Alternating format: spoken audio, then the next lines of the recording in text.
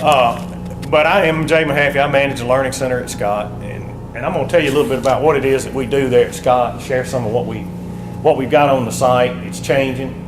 We just had a phone call a minute ago. They just announced that they're going to build a big cottonseed processing facility in Lubbock and close everything else, all the other manufacturing facilities. But we still support Delta Pine cottonseed, DeKalb corn, Asgrow beans. And I'll fess up front. Y'all know, any of y'all that know me know I'm an unapologetic, semi-reformed cotton person. That's way out of style these days, but I haven't given it up and I'm not planning on it. But we support those products in an effort to give you information about how to use them better. And that's what this is really about. We've got, I just added 75 more acres. So we've gone from 130 to 265 acres that we farm on the bank of Deer Creek.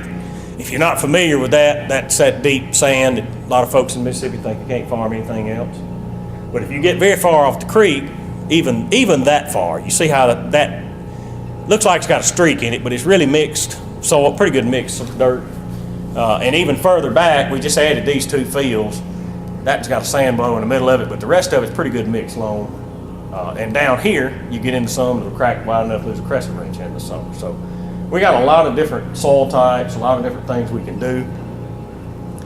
We have a couple of things that make us different, and I used to dance around this some, but I figured out it bothered the Midwesterners, so now I say it outright.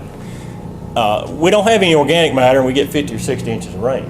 And the point in that is that's something that the Midwest doesn't have to deal with, because they have tile plowed in it. It's all on, got row fall. And good evening. Not a stranger come in yet, so glad everybody's here. But we go round and round with the Midwesterners, and I just came back from St. Louis, and I spent 3 days saying, y'all don't understand the South's different. They think of the South, they really don't know what to believe. But fact is, we've got this issue with drainage that is kind of a tortured relationship. We have to deal with all of that before we can establish the crop properly. And the reason I stopped to point that out is it influences how we lay out our crops, the row spacings we use, because we don't farm on 38-inch rows. We farm between 38-inch water first for those of their own beds.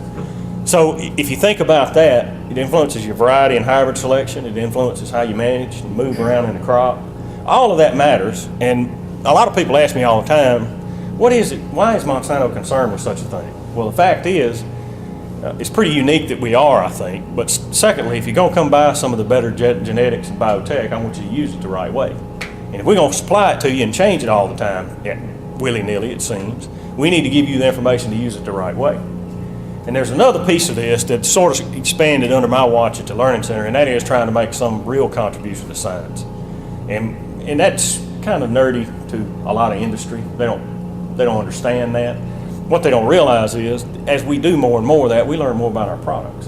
It's a little bit self-serving, but it's also good for the whole industry. And I got an example of that I'm going to show you. We make a couple hundred bushel corn, 70, 80 bushel beans are not uncommon. 1,300 pound cotton is on the low end of what we can make there. This last year, there was 14 hybrids on the highway. 9 of them went over 265. The soybeans, we had a bunch that were close to 100 bushels, and cotton, you start talking about cotton and everybody kind of gets down, but the cotton yields we made last 2 or 3 years show you what these new varieties can do. And that's the last thing I'll show you today. But in 13, I picked the highest yielding cotton plot I ever picked, and it was 2,674 pounds, 5 and almost a half bales.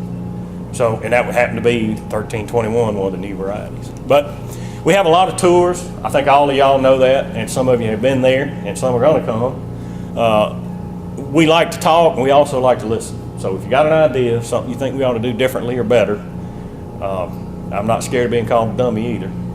We need to change what we're doing, tell me. And we're out there every day doing this in some form or fashion. So come by and see us. We may take the gator. If you bring a crowd, we'll take a trailer. So all are welcome. Now, this is kind of where I formulate the plan every year. Like I say, I go way back into the cotton world and cotton business, but I understand cotton's a different deal. Not only is the South different, cotton's different. Think about corn and what we do to help our customers plant corn, y'all plant corn, is we try to make the right decisions up front. We deliberate about it up front, and we set our yield potential really with those decisions we make on the front side. That's not entirely true. There's things we do, fertilizer application and irrigation and fungicides, that help protect yield potential. But we really establish it when we plant the crop. Where in cotton, if you look at all that can go wrong in cotton, up front you'd have a nervous breakdown not planting. You know, it's just so much, so tangled to get to the end. But that's part of the magic to me. Now, about August 15th every year, I'm ready for that magic to be done, go do something else. But in cotton, we know it's going to spend 6 weeks trying to die after it comes up, and the thrips are going to be in it, and it's going to grow slowly, and then the plant bugs will get to it, and it's got to have picks, and it grows too slow or too fast. It's just on a constant battle to fight. So they're very different psychologically to grow the two crops. What we're driving toward, and by the way, you see up here a bunch of these numbers, these years are scattered around these slides. And every once in a while I have some marketing person come up and say, let me standardize all that, make it all look the same. I don't want it to look the same. I want you to understand this developed over time. And the ideas come from really each other. You know, we started out trying to build chapters in a book. I looked up and we had volumes of books. So, and that's not to brag, that's just saying we've developed a lot of information. And the point in this, and I was kind of framing this when we started talking about it from the standpoint of think about your equipment. You know, we owned Precision Plant until John Deere bought them. I guess they're going to wind up buying them. And there's a lot of things that planting equipment helps you do that are these factors up front. So there's 5 things right there you can't change after you plant. You can't change row configuration, hybrid, seed placement, depth, or seed treatments after you plant. The only way that can be changed is with select and new corn seed. So you need to do those things right up front. And I'll touch the tip of the iceberg today. There's a mountain of stuff I can share with you. I've got some little drives. I didn't bring them in with me today, but I'll send you one if you tell me you want one, that have 5 or 6 years of this data on them. And we've done every one of these things multiple times in comparing them and trying to figure out what we need to do differently. So let me show you some of what we've done this last year. And some of this is in direct support of products that are new and coming on the market. Don't get so hung up on individual brands and things that are on the screen, because all this is available.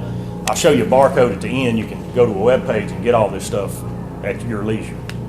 But we compare all the new DeKalb hybrids at various planting populations. A lot of this is replicated. Matter of fact, all of this is replicated, and it's actually replicated a couple of times because we do it on 2 different soil types. Well, 4 to 6 times, let's put it like that. And not all of them respond the same. There's some interaction with soil type. We all know that. But I want to give you an idea of what it is that we do. We take these newer products, and this is really kind of a new class of stuff. A couple of these are a few years old. That one's 2. That one's 3 or 4 years old. It's a very good corn hybrid. But regardless, and we compare them at different populations that sort of compare the past and the present, and what I believe to be the current standard. And we also do the crazy things. And this is kind of where I get a nutty reputation, I suppose, at times. Every once in a while, I have somebody come tell me, I'm going to Iowa and get some early corn because it's getting late. My caution would be, don't get too far outside what you know to be correct. And if you think about what can happen, we just go out to prove that at times, because y'all may not be surprised, but it always shocks me how far somebody threatens to go talking about some of these things. So I ordered the earliest corn DeKalb sold last year, which was 77-day field corn. And we planted it alongside this stuff, and I'm going to show you what it yielded in a minute. I have taken all that early corn before, though, and planted it in an effort to find the smart stacks that had Liberty in it. And used it in pigweed fields. Everything below 100 days laid down and tried to die before July. They will not take the heat. But regardless, that's why we've grown a lot of these later things over the past. We grow them just like y'all would grow corn in the field. We fertilize for about 200 bushel yield goals. Now our mass all tangled up in that. You know, we aiming at 1.3, 1.4 pounds a bushel. We put out 240 pounds and make 270 bushels of corn. Mother Nature, you know, sometimes outdoes us, but regardless, or helps us. We try to plant in a timely manner. And this is the kind of data that we generate from this. Some of it is meant to be, and we've got some other mechanisms to generate this, but some of this is meant to be just generally guidance about what you ought to do and what not to do. You look at some of the newer products that we're growing, some of them appear to have a great deal of flex associated with them. And I'm gonna follow that up in a minute, but some of these don't respond very much to population. So if you don't respond to population, why buy any more seed? That's the guidance we're trying to give. But you look and you see clear responses. That one right there is a good example. That's one of the new hot rods that DeKalb's going to sell. It's a good clay corn. Well, why is it lower on both sides of that yellow bar? Over here it didn't have enough to make the yield, and over here it lodged. So there's a sweet spot for some of them. You've got to consider lodging potential when you consider a new hybrid to grow. And I've done a whole variety of things. One year I planted a standability study, and I had a guy come in and bring an airboat and blow on it. He brought an airboat and turned the fins toward the corn, started it, and drove down the turn road like a wind blew on it. And I turned that in deliberately to stir up problems. I turned the bill in to pay, and it was airboat services. You should have heard that conference call. I'll tell you another one later about that. But anyway, one of the things that I point out to you about our system there at Scott, our sand that everybody worships on the western side of Mississippi, is most of the time our lowest yielding soil. That deep, silty Deer Creek, or the deep sand, not the silty sand. It's just too hot and dry to work. We get off of that on this mixed dirt, which mixed ranges all the way from a silt sand to that gumbo on the other side of the farm, and our yields will go up significantly. And that's true in almost all crops. So anyway, that 77-day field corn made 75 bushels an acre. And I'm telling you, you should have seen it suffer. It was crying teardrops by the 1st of July because it just could not take the heat. And that's one of the things that we do, just so when we have visitors, we got something neat to show. I think some of y'all saw last year, we actually planted the earliest soybean I could get my hands on. It was a 00. And you don't want to do that either. That's a really bad idea. But it got about that tall. It didn't make 9 bushels, but the ones around it made 90. So choose your poison there. But anyway, that's an example of it. Now this is something I did out of my personal curiosity. We always duel a little bit with the Midwest, or I duel a lot with them if they want to fight. And I started asking them questions about y'all talk about flex. We talk about flex and fixed hybrids and all that. And there's some data that shows you how your ears compensate in size. Do they get bigger around and longer, girth versus length and all that kind of thing. But I couldn't find anything that really suited me from the South. So we went out and planted this test in an effort to make a little contribution to that piece of information. And it's got some other agronomic implications. But what I wanted to know was how does the corn respond to decrease in population in yield and in how the ears develop? And what population, where do the corn yields peak? This year, I'll tell you, was different than previous 4 or 5. When do we develop more than one ear plant? Because every year I have somebody say, y'all need to develop a corn that's got 2 ears per plant. Well, they all have many ears per plant. It just depends on which one expresses itself, and how you manage the crop. What population do we get maximum weight in the ears? And basically just kind of define flex in our environment a little bit for the couple of hybrids we tested. Now, hindsight's 20/20, like Randy Travis said, and y'all know how this starts. Every year we start farming, and it's going to be a rifle shot, 1,000 yards, dead on target, and it turns into a shotgun blast about halfway through.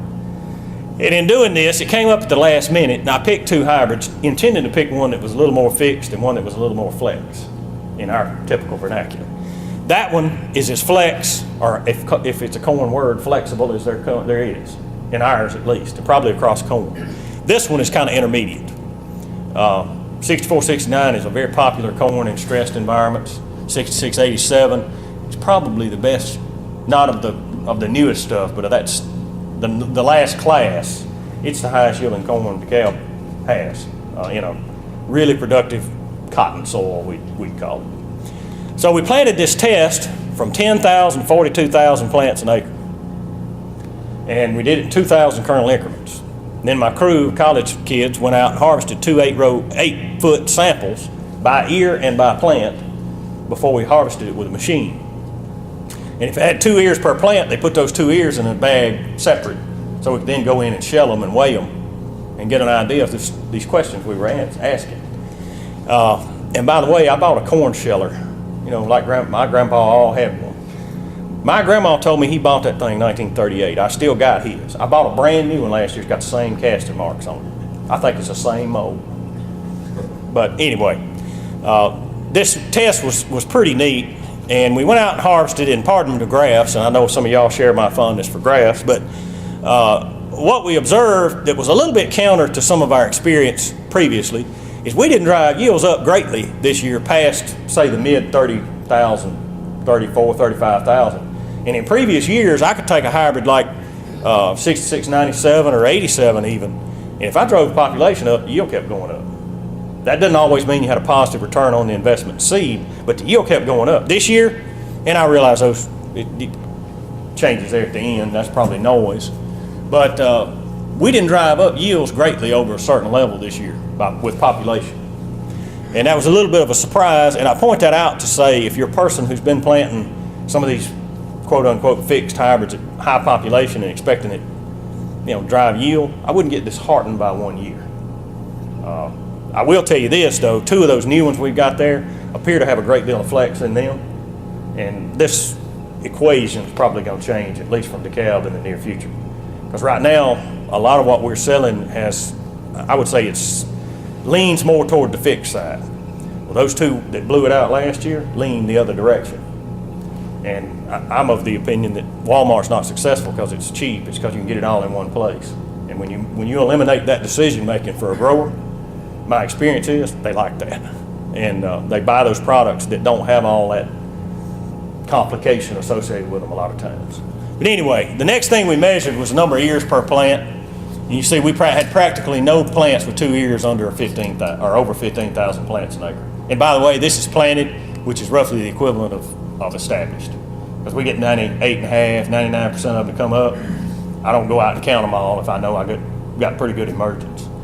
So you can't take low populations and make up for the lack of having those ears out there on the plants that you just should have planted. That's the point in the matter. And I hear somebody every once in a while talking about doing this.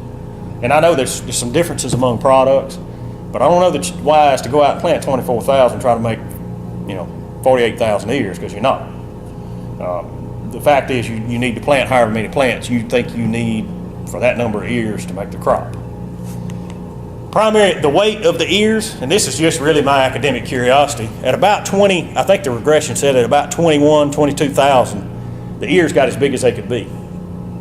So if you think about it, there's going to be yield loss from this point on, probably, until you start making 2 ears, because they're as big as they can be at 22,000, they're going to keep going down to about 15 before you start making more than 1 ear, and then you're still not going to make an ear back to full size. But anyway, that was interesting to me, and the other point in this is, to me, when you start looking at the impact these populations have, is I have a lot of growers every year to call and say, well, I lost X amount, should I keep this or start over? And I'm not saying we can answer it from one test, one location, one replicated test in one location, but I can give you some guidance about, well, you think you can take 10% loss? Keep it. How much it costs you to replant? Do all that math, and then you get an idea and make a more comfortable decision about out the back side. That was the primary ear weight. The average ear weight you see falls off because you start getting 2 ears per plant over here on that, and that's just kind of my curiosity. And I've mentioned this earlier, but we didn't maximize. We didn't drive corn yields up past about 35,000 this year. We had very few plants that developed 2 ears below 15,000 ears. The ear weight was maxed out about 23, 22. So I hope that's our contribution to a little bit of the background knowledge, at least from the Mid-South. A lot of what we do is done in response to things that customers tell us they've experienced. And y'all may know or may not know, from Tallulah, Louisiana, from about Marouge, Louisiana, all the way down to about the foot of the Macon Ridge, last year, they had a bunch of corn that got scoured off flat. I mean, it looked like that carpet when they got through with it. The people ask us, what's going to happen with that? And I think we know that, but we do a lot of this as background for our varieties, or hybrids. So I planted a test where we took 3 hybrids,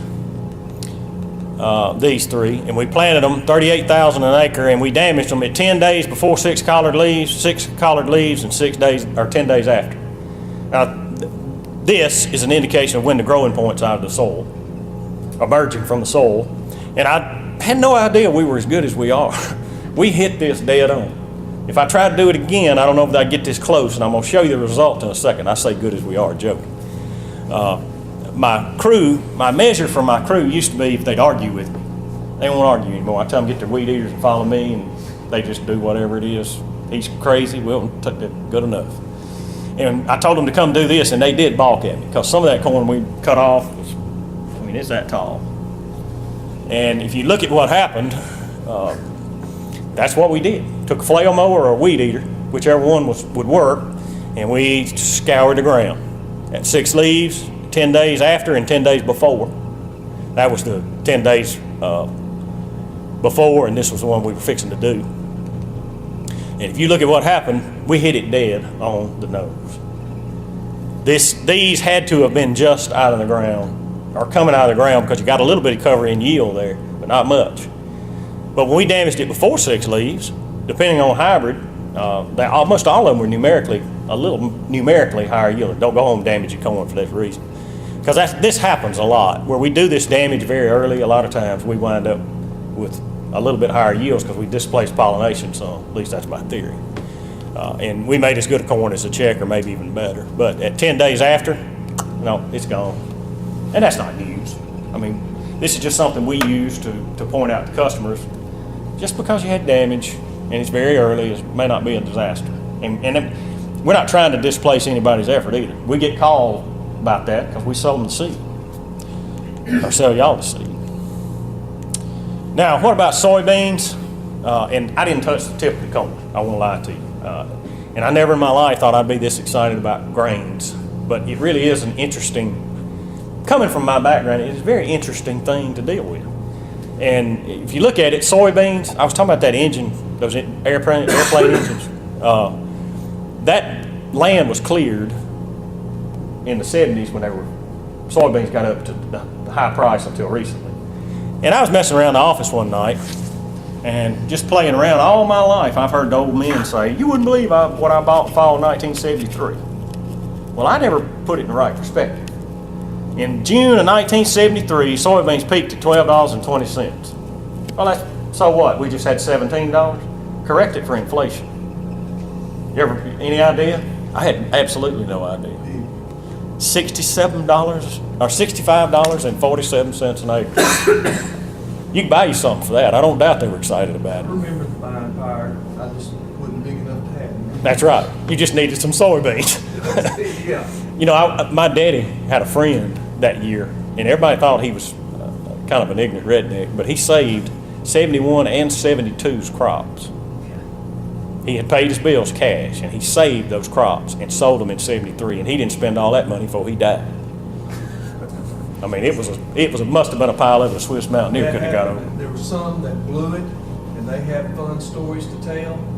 And some that don't want to talk about it. A guy from the IRS there, and my uncle, he stood there, and he goes, IRS was asking about this money and that money, and he said, I just threw my hands up on the couch and fell on the couch, and I said, man, I don't lie to you so much now, I don't know what. But anyway, you look at it though, things have changed in beans, and it's kind of the historical perspective of that. In 73, everybody tells me that was a bumper crop that made 24 bushels an acre. In 2013, we made 50. But we still about halfway there on gross dollars and our 14 money. Think about what soybeans do for us though today. It's keeping a bunch of us alive, and Monsanto included. If it wasn't for soybeans, our business would not be in very good shape.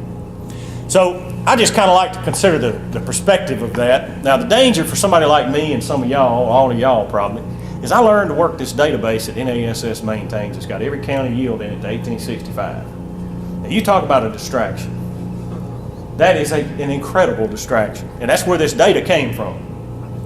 If you look at it, I didn't realize this, there are no soybean yields in there before 1924 because they were all perennial vines before that. They were bred upright in the late teens and adopted as a commercial crop then as a grain crop. But in our lifetimes, from here to here, we've effectively doubled yield once. And if you look over here in the last 4 or 5 years, it's a hockey stick up.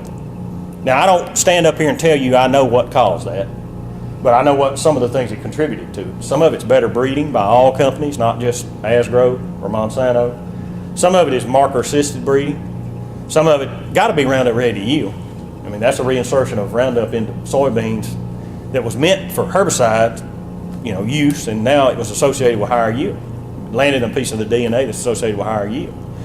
So if you move Roundup, you move that higher yielding set of genomics or genetics. Anyway, it's pretty good news for soybeans. I hope this does not take a downturn. And I put this in because of some of the visitors I've been to see lately. From Scott, you can see 5 of the highest yielding soybean counties in the nation. Almost see them anyway. Washington County, Mississippi, and then go down to Louisiana line. East Carroll, Madison, Tensas, and Franklin Parish. Now, I come from Franklin Parish, and I never thought he'd be in the top of much of anything other than poverty, maybe. But anyway, Louisiana in 14 had the highest soybean yield in the nation. If you think I've not drugged this around the Midwest a great deal, you'd be wrong, because I have pointed it out several times lately. Now, what do we do in soybeans? What time is this supposed to be? 4:41. I got plenty of time. In soybeans, we do all kind of interesting things because soybeans were always a stepchild in the Mid-South. All the money went into cotton. That's why we don't know much about a lot about corn until the recent about 10 years. We spent all that money messing around with cotton, and that's not to belittle anybody or anything. We were all trying, but that was our focus. And I get a lot of phone calls. I'm a rainy day phone call a lot of times. It rains. Let's see what's going on in the Learning Center. And I love that. Don't not do it because I said that. This is one that comes up every year, planting season. I planted soybeans waiting on the rain. It didn't rain. They've come up 3 weeks apart, 2 weeks apart, and this is a mess. What I do with it? And I couldn't find much of anything about it. So we started messing around with it. And I planted a test that I never thought my crew would have planted without making a bunch of mistakes. And they did it just perfect. I got a new agronomist who is taking care of business. And this test was planted with these 4 varieties. And you'll notice I'm leaving the variety part of this out because that's not what I'm up here to talk about. We'll talk about it at length if you want. But varieties are the background that we use to do these tests. And all this stuff is in our publications online. But I don't get into that whole. I work for the world's biggest seed company, and I abhor standing up in front of people in here or sitting in here in more bowls and bigger ears and more pod. That bores me to tears. I want to tell you how to grow them, but I don't care to hear about them. In this case, though, we did use a variety of products because we went from a 4.2 to a 5.3 because I had the idea maybe that there would be some difference in how they responded to this differing emergence. Now, the next question is, how did you get differing emergence? This is how. They went out and took our Monsanto 4-row planter, so it had 8 individual twins on it. These all 8 were in the moisture. These all 8 were shallow. 4 of these were shallow and 4 were deep. 1 of these was shallow and 7 of these were deep. So we had every combination. You had 8 in the moisture, 7 in the moisture and 1 shallow, 6 in the moisture and 2 shallow, until you got them all 8 shallow. I went home and did my anti-rain dance for about 10 days, and it rained on them about 12, 13 days later. And it couldn't have turned out better. We'll never try to do this again because that was the difference that we got in emergence. It was really about 2 weeks, a little more than 2 weeks actually. So you couldn't have asked for we wrote, all of us wrote, it was a trail beside this thing looking at it because we couldn't believe it worked. And we just went out and harvested them. We had to get them ready. There was a difference in emergence or in maturity, finishing out, versus, where we had gotten them to come up early. But we got them prepped with Gramoxone, sharpened, whatever, and they worked out just fine. The moistures are all good, and we harvested them. And there were some interesting things we observed, and I think it fits what we know about soybeans, at least from the Asgrow stuff. The 4.2, 4232. Number one, it did not have, relative to a bunch of the products around it, a very good year. And it was off a hair in a lot of cases, particularly where it was planted really, really early. And this, I think, shows you that. Where more of them came up late, numerically and probably statistically, that thing yielded more. And if you think about what we know, a lot of our customers are telling us, I figured that out, because what I've started to do is plant my mid 4s first, early 4s second, 5s last. And what we've learned is that we expose those early 4s to these cold, wet, miserable conditions early, they don't develop enough nodes to optimize yield potential. We plant them later, they grow taller. 46 and 48, we didn't pay a huge price until we got a bunch of them to be delayed. But it looks to me like, especially in the 4.6, as we got to the 4.8, especially this 5.3, the more of them came up later, the lower the yield was, generally speaking. Now, you can tease that all you want, but the point is that they ran out of time. Now, the question is, can you start over? No. So I may not make you feel a great deal better, other than knowing that we don't pay huge penalties with some of these market-leading varieties where we get all this kind of crazy emergence. That, to me, is a great peace of mind to a grower a lot of times. So some of the other things that we mess around with, this one came from a phone call, but good buddy of mine in Vicksburg. He called me one Friday night. He had been drinking a while. I said, what's the matter with you? He said, man, we finished planting today. And no, it wasn't Vicksburg, it was at home, down there in Winsboro. He said, we finished planting today. I planted the last 70 acres of my beans. I drove the tractor and didn't hook the monitor up. When I got through, my number one hand came up and said, we saved some seed today. We didn't put any more seed. Number 5, the whole time we planted. The chain was off of it. He was sick. I mean, he said, what am I supposed to do? I said, I don't really know. After I got through messing with him, I said, I don't really know. He said, come on, leave me, be serious. Is it going to be all right? I said, yeah, probably, but I didn't have good data to say either way. And I've had this phone call 5 or 6 times. So I thought this ought to be easy enough. We went out and planted a test where we generated those planting errors using that similar set of suspects. And what we did was put 4 treatments out in the field that looked like this. So I had a 4 check, so I had a solid 8 twins all the way across. This one I put peas in one row here and one row here, black-eyed peas. This one I put black-eyed peas in one twin and black-eyed peas in the whole row of that one. When it came up, I killed peas out of it and Roundup. And this is actually replicated. It's good data. And I don't show you statistics because most people don't get wound up in that. Anybody want to guess what happened? I'll tell you this. These 2, you couldn't see them when the beans were knee-high. This one, I just knew there was an issue there. And they were almost touching when we cut them. When we terminated. Compensated. Absolutely nothing. And we had bets. I mean, I'm still collecting bets around Monsanto as to what was going to happen. I felt sure that those 2 missing twins would be okay, since they covered the middles.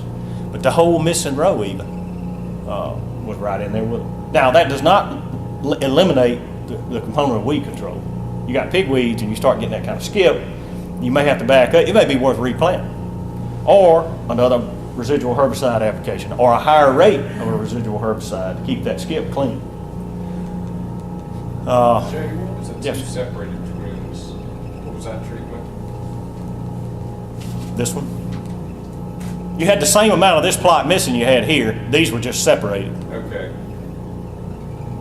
So it's one individual twin and one individual twin. Okay.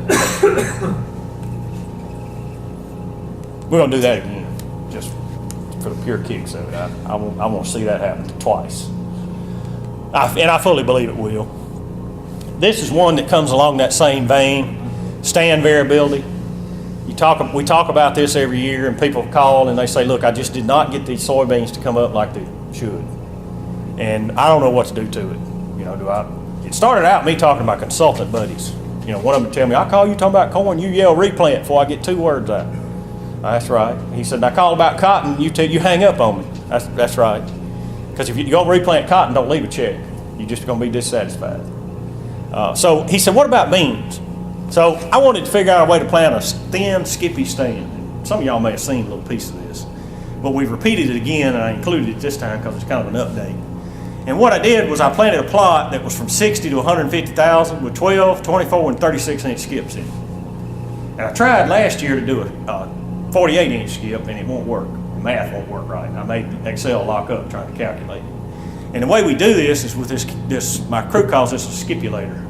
It's actually a calculator that calculates these skips. So I tell it I want 2 skips in every planter plate. I want them 24 inches long, and I want 65,000 to fall out of the seed tube, and it says stop up 6 cells in 2 places and put that in the hydraulic drive, and that many will fall out. And it works, believe it or not. And over here you see this is a different one. This is 24-inch skips with 85,000 falling out. So it tells me to stop up 8 cells and put that in the hydraulic drive. Now when you put that in this precision, that's a Raven monitor. But when you put it on these planters that have all these monitors on it, you can't sit in the cab for all the beeping and blinking that thing does when you make it misbehave. It looks like a slot machine going through the field. But it planted it, and it looks like this, just like it does on the farm. This is not the case where we have a lot of disease and that kind of stuff. This last year, we had a bunch of soybeans that got planted and pounded on with 5 or 6 inches of rain and just didn't come up well. That's what this is meant to represent. And if you look at it down the road, it's all good. You think that's all right. You drive to the side and think, I'm going to plow that whole mess up and start over. That's terrible. Well, the first year we did it, all of them, even the 24-inch skips or the 65,000 uniformly planted, every one of them made in the low 40s. Now, somebody says, why don't I just go home and plant 65,000 and save on seed? You do that, you're going to wind up with not enough to do what you got to do. This is the worst case, not your average plan. Because you figure you get 70% of your soybeans to come up in the best bag you buy. You plant 60,000 and get 70% of them to come up, you're not going to be happy with the end result of that because you're going to be in the high 30s or low 40s. But anyway, it didn't matter. The skips didn't make a difference. They could matter for weed control, but they didn't in this case agronomically. Somebody pointed out to me, though, you realize I'll go broke. I'll starve trying to grow 40 bushel beans. I said, I understand, so we'll do it again. This year in 11, we did it first, or last. In 14, we did it first. We planted a similar test, and we went from 60 to 150,000 seeds. And I would point out to you, numerically, our yields were highest about 120,000, which is commercial reality today. The thing I point out to growers all the time, though, is, in all audiences, as we get in this new economy we're in, everybody's wanting to save. And granted, statistics would say that's probably not significant, but when I start seeing this happen in 7 or 8 or 9 tests, in replications, and always one treatment's at a higher level, that gets my attention. And my fear is we start to ignore this because the difference here is from 62 to 69, I would say, 68. Well, that's 6 bushels times $8. That's $50 an acre. How many years we farmed, we didn't make $50 an acre? You know, and I'm not saying this specifically. There's all those subtle places that everybody's trying to cut and save, and I don't want to cut and save, $2 to where I could make 6. That's the point. When we did it with this year, with these other treatments, guess what? Even the 36-inch skips made in the low to mid-60s. So just because I have skips, it's not the end of the world. It may cause me to reevaluate weed control, but it's not the end of the world agronomically. This is something that we've done a couple of times in response to my Midwestern buddies, friends, quote unquote, I guess. There's lots of folks up there talking about damaging the terminals of beans to increase yield. And they talking about spraying them with Cobra and mowing them off and doing all kind of things. So we went out and I said, I'm not getting in that with he said, she said with anybody, but I'll do it as hail damage because we've done hail in cotton and hail in corn. So we went out and planted a test in about full bloom. Just as they all had one bloom, good solid bloom on, we took a flail mower and stopped traffic at Scott one afternoon about dinner time. Everybody, all the farmers eat there at the Scott store, and about noon we mowed these beans off like that. And you talk about opinions, I heard some that afternoon. And that's what they looked like. That's what they looked like after we got through, and that was the difference in height when we got done with them. Now, that crew from Winchester, kind of over that way in Arkansas, heard about this deal. And they showed up one Thursday afternoon with 2 big coolers full of beer. It's 3 Suburban loads of them. They got out there and started counting beans. Well, I was shocked by what they counted. These that have 80 or 90 pods on them each, these that have 250, 260 on a plant. Their plant was that big around, it would have 8 stems coming off of it where we knocked the top out of it. And I kid you not, they'd have 200 or more pods on them, every one of them. Well, we harvested them, at the end of the year, these would never, you couldn't have lodged those with the airboat and a hurricane all at the same time, because they were beautiful soybeans. Well, guess what? The damage didn't make one more bean than the undamaged. And the reason is, after I got out there and got to looking at them, these had a bunch of ones or even blanks in them, and these had basically all 3 and 4 bean pods and a few 5s. We repeated it again the next year and decreased yield doing that damage to the terminal 4 or 5 bushels. So if you have hail that doesn't destroy enough of the leaf tissue to kill the plant, it's probably okay, and don't do it trying to increase yield. I will own up to, I'm going to do this again next year and put some nitrogen fertilizer on. There very well may be some bottleneck in there that can't be overcome without some assistance. But that's just my curiosity. Now, the last thing I'll share with you, because I'm out of time, is we do a planting date study every year in maturity groups across beans. And this year, or last year, I did it this year too, but the year before last, we did it. We planted from a 2 to a 7 from March to June. And my crew threatened to quit if I did this again, because we planted and harvested in this for 8 months. We planted the last 2 the last 7 the day we cut the first 2. So it lingered, and it didn't seem like it would ever end.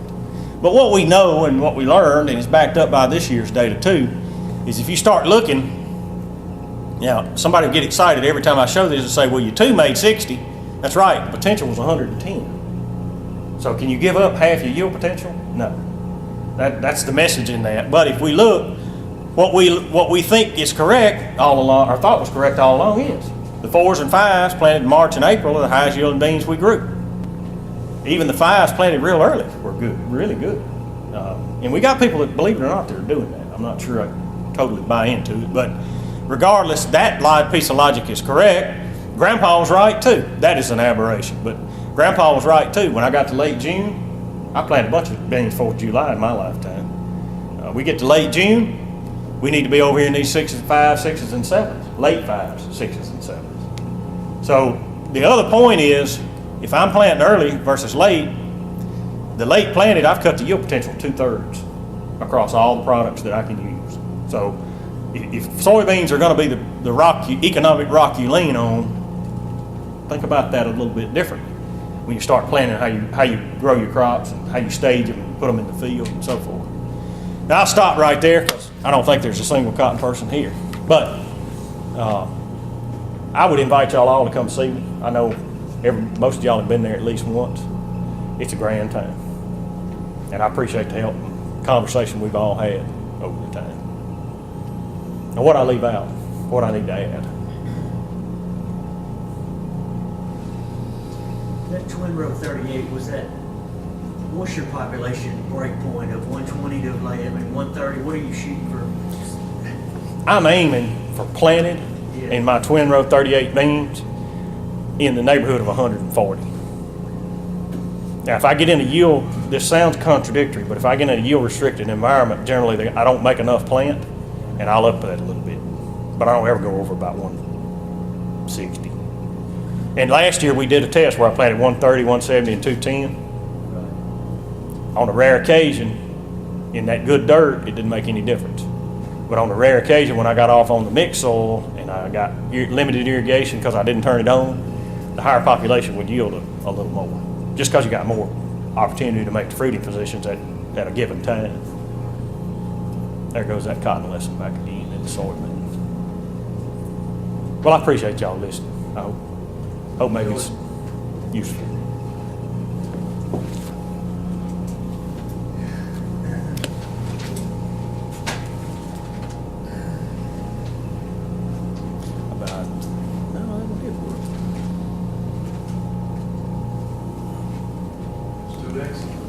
That's interesting on your soybean. I wonder if there's a specific variety that's more consistent on pod fill or something. You wonder if that varies across. You got to think, we put a reward out 2 or 3 years ago for a 5-bean pod. And there was one variety, there was 2 varieties, I think, that they paid almost every bounty to. They consistently had a great deal more 5-bean pods. And that's a good point you bring up because I didn't include them in That was worth the trip up here right there, because they'll be in there next year. That's cool. Just for pure curiosity's sake, guess what that map is, or that graph is? U.S. cotton acreage. Gosh. 1926, there was 46 million acres of cotton in the United States. That had to have been every cow pasture and pine thicket between here and the Atlantic Ocean.